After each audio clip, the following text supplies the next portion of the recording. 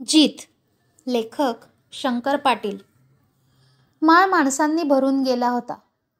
बघावे तिकडे माणूस होते.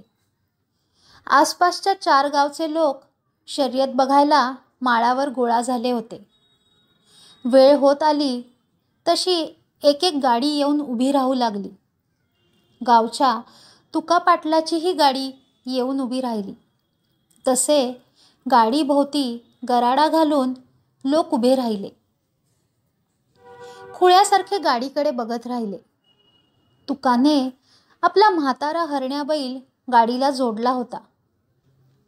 जोडीच्या तरण्या खिलारी खोंडाबरोबर हरण्या उभा होता आणि लोक टक लावून त्याच्याकडे बघत राहिले होते. ऐन उमेदीत हरण्याने शर्यती जिंकल्या होत्या हे लोकांना माहीत होते. त्याचे गुण सगळ्यांना माहीत होते. साऱ्या गावात तो नावाजलेला बैल होता हे खरे, पण आता त्याचे वय झाले होते. अंगात दम नव्हता. अंगावर धड मांस नव्हते. त्याची हाडे दिसत होती. बैल पार थकला होता आणि तोंडावर तजेला नव्हता. जोडीच्या खिलारी खोंडाबरोबर तो कसा पळणार हीच चिंता लोकांना पडली होती आणि सारे लोक मनातून तुका पाटलाला शिव्या देत उभे होते. त्या खुळ्याने म्हाताऱ्या बैलाला का जोडावे हेच त्यांना कळत नव्हते. हळूहळू सगळ्या गाड्या येऊन उभ्या राहिल्या. कुणाची जोडी जागच्या जागी नाचत होती. कुणाचे खोंड डिरक्या फोडत होते. कुणी गर्दन वाकवून शिंगे लावत होते तर कुणी पायाने खालची जमीन उकरत होते. हरण्याचा जोडीदारही गप उभा राहत नव्हता, पण सारे लोक हरण्याकडे बघत उभे होते. हरण्याचे पळणे त्यांना ठाऊक होते. त्याची चलाखी साऱ्यांना माहीत होती. उभ्या गाडीला तो कधी थैथै नाचायचा नाही, डिरकी टाकायचा नाही, शिंगे हलवायचा नाही. पण एकदा गाड्या सुटल्या आणि चाके खडाडली म्हणजे त्याचा पाय जमिनीवर ठरत नसे. चाके वाजतील तसा तो उसळी घेत जायचा.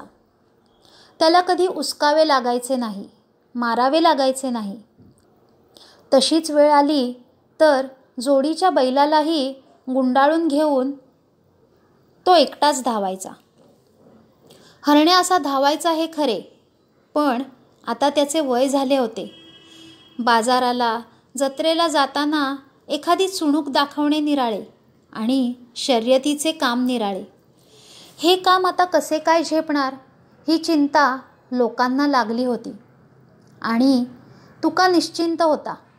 हरण्या म्हातारा झाला असला तरी त्याच्यावर त्याचा भरवसा होता. लोक काळजीने त्याच्या गाडीकडे बघत होते आणि तुका खुशाल हसऱ्या चेहऱ्याने त्यांच्याकडे बघत होता. इशारा झाला. गाड्या उधळल्या. चाके खडाडली. हरण्याच्या कानात वारे शिरले आणि कळा खाणारा म्हातारा बैल उमद्या घोड्यागत लांब लचक उडी घेऊ लागला. त्याचा पाय जमिनीला ठरेनासा झाला. जोडीचा खिलारी खोंड मागे पडू लागला. बघता बघता गाड्यांमागून गाड्या तोडल्या जाऊ लागल्या. एक वावटळ सुटल्यागत गाडी पुढे जाऊ लागली. बाकीचे गाडीवान पालथे पडून बैलांना हाणू लागले आणि सारे लोक खुळे होऊन बघत राहिले. गाड्या लांब जाऊन दिसेनाशा झाल्या. तसे हरण्याविषयीचे बोलणे सुरू झाले. गाड्या मागे फिरण्याची वेळ भरत आली तसा सगळा माळ टाचा वर करून बघत उभा राहिला. झाडांचे शेंडेही माणसांनी फुलून गेले. लांबून आवाज कानावर येऊ लागला आणि डगरींवर झाडांवर चढून लोक बघू लागले. तोच एका झाडावरून कोणीतरी ओरडले, म्हाताऱ्या बैलाचीच गाडी आली, गाडी आली. माणसे माळावर पळून खेळू लागली.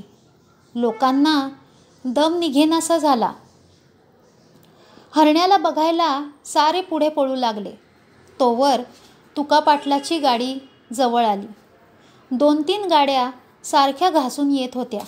सारखी झणापण सुरू झाली. बैल फेसळून गेले होते. चाके खडाडत होती आणि हरण्या सारखा घोड्यागत धावत होता. कुणाचीच गाडी मागून जवळ येऊ देत नव्हता. सीमा जवळ आली तसा त्याच्या तोंडातून फेस खाली गळत होता. पुढच्या दोन्ही पायांवर त्याची धार सारखी लोंबत होती. तरीही त्याला आपल्या जीवाची पर्वा नव्हती. मागच्या गाडीचे चाक वाजेल तसा तो पुढे उडी घेत होता. त्या तावातच गाडी सीमारेषा ओलांडून 2 कासरे पुढे गेली आणि पाठोपाठ धावत गेलेल्या माणसांनी गाडीभोवती गराडा घातला. पालथे पडून लोक हरण्याला बघत राहिले.